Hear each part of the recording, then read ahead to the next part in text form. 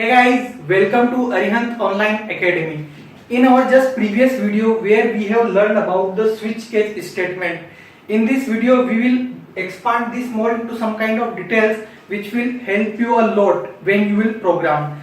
Here we will see important tips and tricks of using switch cases in our C programming language, and after that we will also compare the use of switch cases versus if else in C programming. Before we start our today's topic, please subscribe our YouTube channel and please press the bell icon button so that whenever we will upload a new videos or new lectures and new updates regarding job notification or regarding education, so you can get instant notification from our side. So without any kind of delay, let's just start with the switch cases, important cases.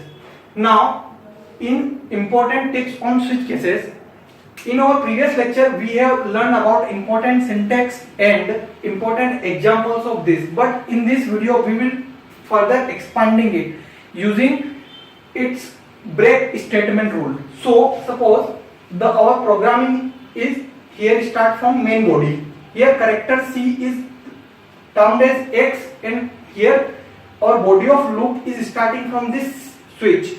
Under this switch, C is placed as a character of C. Now the first rule, you can also use int on the place of character. After that, you can also place any kind of thing like 1, 2, 3, 4, 5 according to your variable constant. You can also use any kind of character.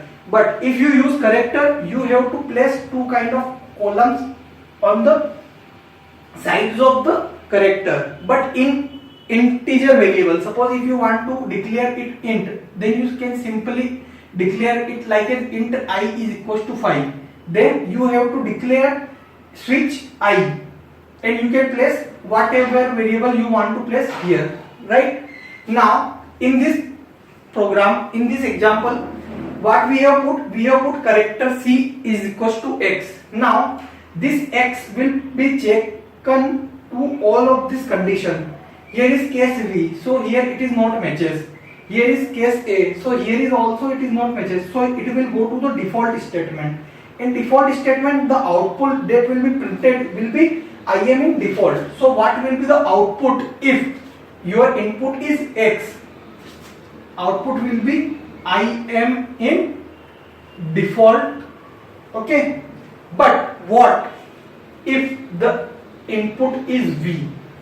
If input is V, then your output will be I am in case V, right? So your output at that time will be I am in case V, and then the break statement will be there, and after that break statement it will be goes out of the loop, right? So this is the simple property of switch case loop. Now what other condition is our? Suppose if we remove break, we have removed break from this, and we have removed break from here also. Now there is no break statement in the programming language. Now if you have give input as a V, then it will check to the first case. Here it is matches. Case fifth, case V or fifth, whatever you understand, it is matches. Then output will be look like as I am in case V. But here isn't any break statement, so it will also check case A because the execution is still under the loop. It is not got out of the loop, right? So this case will also be included in that. Now again I am in case A. It will also return out in the output screen. After that there isn't any still break statement is here, so it will goes to default statement. In default statement, I am in default, right? So I am in default is there, and return 0 should be there. So what you should understand, in our previous example, previous lecture, we have understood the switch case statement for the purpose of syntax, for the purpose of simple example, and for the purpose of basic concept of switch case and default statement. But we have elaborated this example and this topic in this video so that you can understand it very clearly, that if you will not use break statement here, then your output will be goes continuously until and unless the break statement shouldn't be there, right?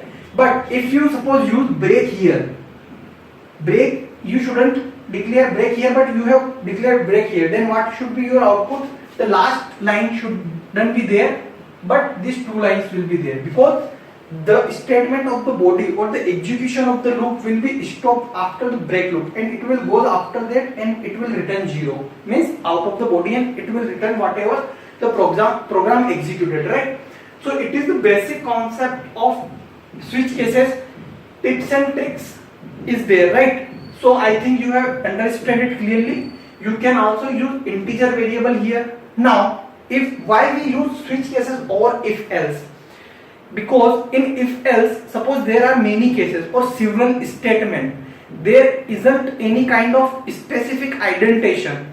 But if we use switch cases, there are proper structure of the program is there are better indentation, which will make our program very clear and understandable, because in any kind of project, the big projects are done under the group, and these groups you should know all about the project's criteria, what your colleague written there, right? So to understanding very better for indentation and for more clearly understanding, switch cases is used, because after using switch cases you can understand it clearly that whether where our output is going, right?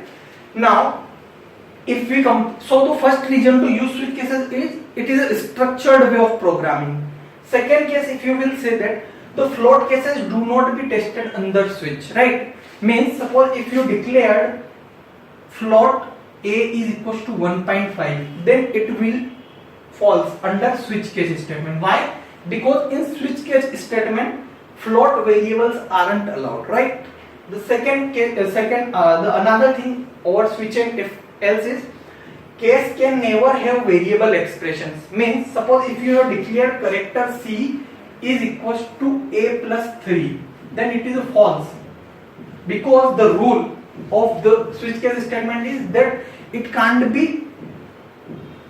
never be a variable expression, so it should be without variable, or you have to declare specific character there, right?